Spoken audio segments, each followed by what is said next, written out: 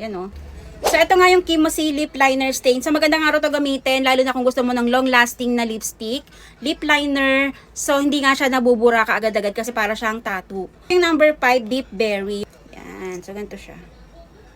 And then, ito, lagyan muna natin tong pinaka-ibaba.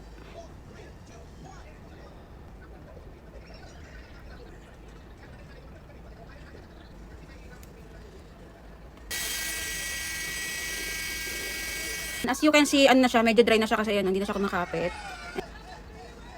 Pero hindi pa yung final lang. So, kailangan pa natin itong ipil para lumabas yung stain. Ayan.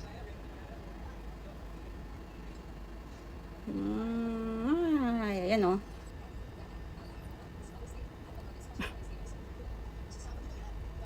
Yan.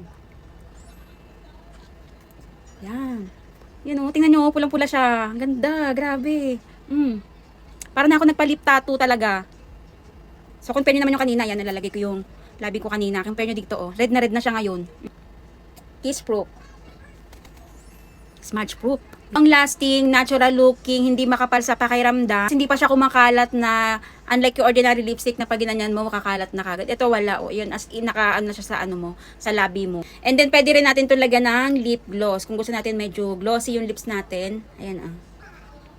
Diba? Kung gusto nyo rin ng lip liner o lipstick na hindi nabubura, try nyo na itong Kimosi Feel of Lip Liner Stain. Sobrang mura lang ito, available sa Yellow Basket. I-check out nyo na yan!